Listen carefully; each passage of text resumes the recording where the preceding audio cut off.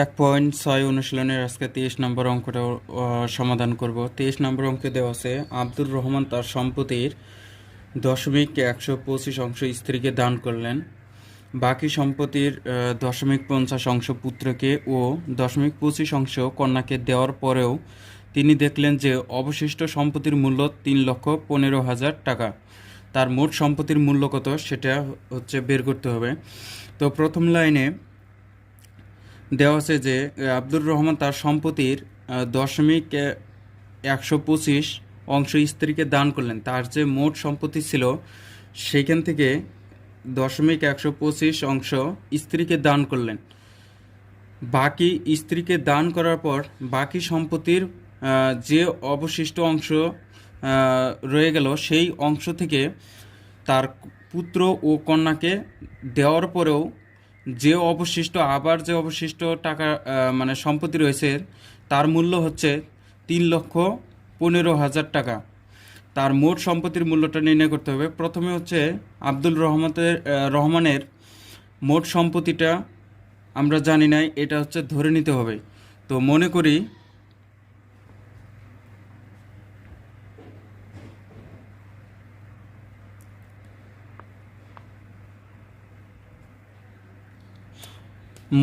আব্দুল রহমানের মোট সম্পত্তি 1 অংশ। এখন এই 1 অংশ মানে মোট সম্পত্তি থেকে তার স্ত্রীকে দান করলেন।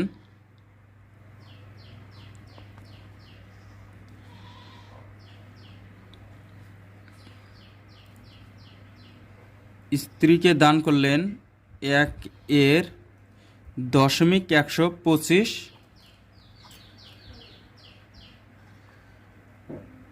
অংশ।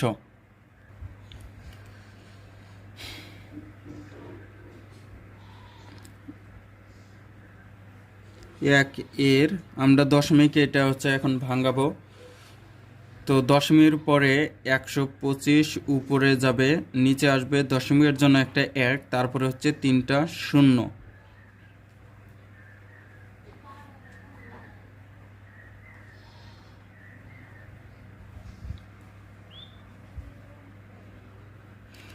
এখন কাটাকাটি করব। যদি 125কে যদি 8 দিয়ে গুণ করি তাহলে 1000 বের হবে। তো 125কে 8 দিয়ে গুণ করলে 1000 বের হয়। তো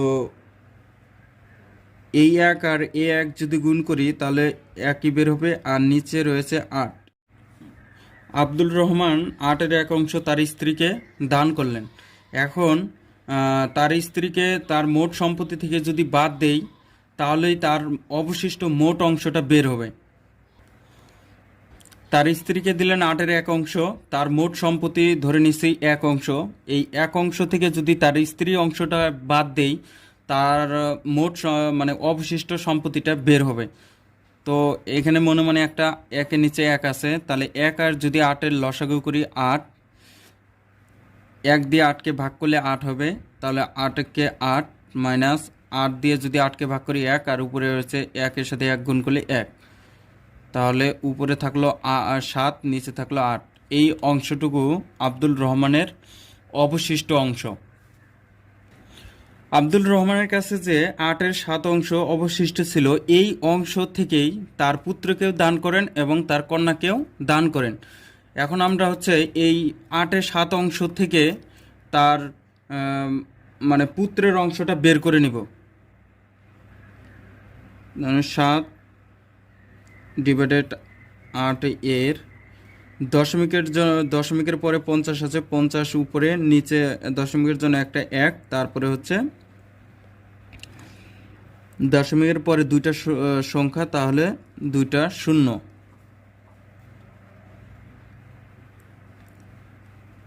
এখন যদি আমরা কাটাকাটি করি 50-কে 50 আর এখানে যদি 2 দেই তাহলে উপরে আর কাটাকাটি করা যায় না, তাহলে উপরে 7 আর 1 আর নিচে হচ্ছে 8 আর 2, তাহলে 7 আর 1 গুণ করলে 7-কে 7 আর 8 আর 2 গুণ করলে 8 দুগুণী 16। এই অংশটুকু তার পুত্রকে দান করেন। এখন একইভাবে আমরা তার কন্যাকে কতটুকু দান করছেন সেটা বের করে নেব। তার কন্যাকে দান করছেন আর 8-এর 7 অংশের .25 তো 7/8 এর আমরা এখন এই সংখ্যার সাধারণ ভগ্নাংশ প্রকাশ করব। উপরে 25, নিচে দশমিকের জন্য একটা 1, দশমিকের পরে দুইটা সংখ্যা, তাই দুইটা শূন্য। এখন 25 দিয়ে আর যদি 100কে কাটাকাটি করি, 25কে 25, 4 25 100, তাহলে উপরে 7 আর 1 আর নিচে হচ্ছে 8 আর 4, 7 আর 1 হচ্ছে 7কে 7, 4 8টা 32। এই অংশটুকু তার কন্যাকে দান করছে। এখন হচ্ছে পুত্রের অংশ আমরা বের করে নিলাম। পুত্রের অংশ এটা আর কন্যার অংশ এটা। এই দুইটা পুত্র ও কন্যার কতটুকু অংশ দান করছে এই অংশটুকু এখন যোগ করে নেব। আব্দুর রহমান পুত্র ও কন্যাকে এই অংশটুকু মানে দান করছেন। এখন হচ্ছে আমরা এই অংশটুকু যোগ করব। তো 32 আর 16 যদি লসাগু করি তাহলে হচ্ছে 32 বের হবে। 16 দিয়ে 32কে ভাগ করলে 16 দুগুণি 32 আর 7 দুগুণি 14, উপরে 7 যোগ 32কে ভাগ করলে 1, উপরের সাথে গুণ করলে 7।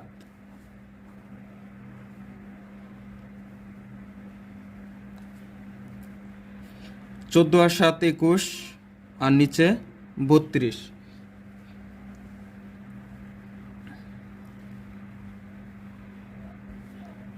হ্যাঁ, পুত্র ও কন্যাকে মোট হচ্ছে 32 ভাগের 21 অংশ এইটুকু হচ্ছে মানে দেন। এখন আব্দুল রহমানের অবশিষ্ট অংশটা বের করে নেব। যদি আব্দুল রহমানের এক অংশ মোট সম্পত্তি হয়, তার পুত্র ও কন্যাকে এই অংশটুকু দান করেন, এইটুকু যদি বিয়োগ করে দেই তাহলে তার অবশিষ্ট অংশটা বের হবে।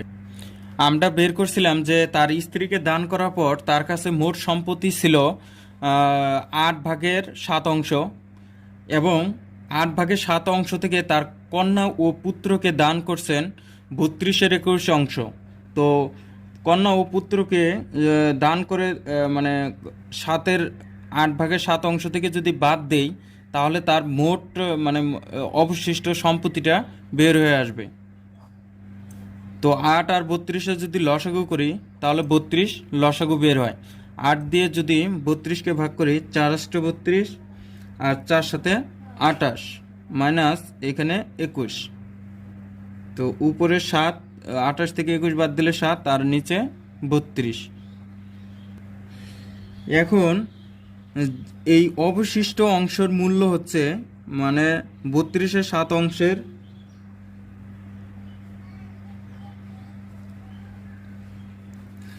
অংশের মূল্য হচ্ছে 3,15,000 টাকা। এখন আমরা হচ্ছে অতএব মোট অংশের টাকাটা বের করব যে তার মোট সম্পত্তির মূল্য কত। তো 3,15,000 গুণন উপরে যাবে 32, নিচে আসবে 7, মানে হচ্ছে এটা চেঞ্জ হয়ে যাবে। 32 যাবে উপরে, নিচে আসবে 7।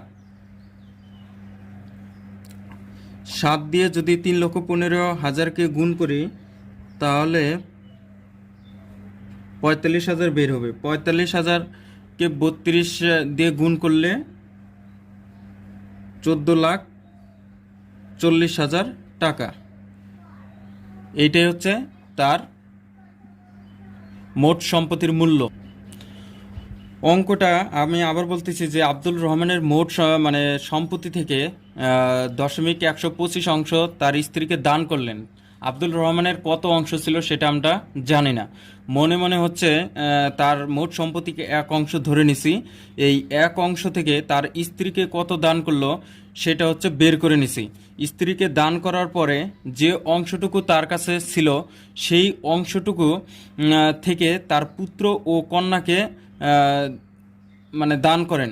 তার পুত্র ও কন্যাকে দান করার পরে মোট যে অংশটুকু ছিল সেই অংশটুকু মূল্য 3,15,000।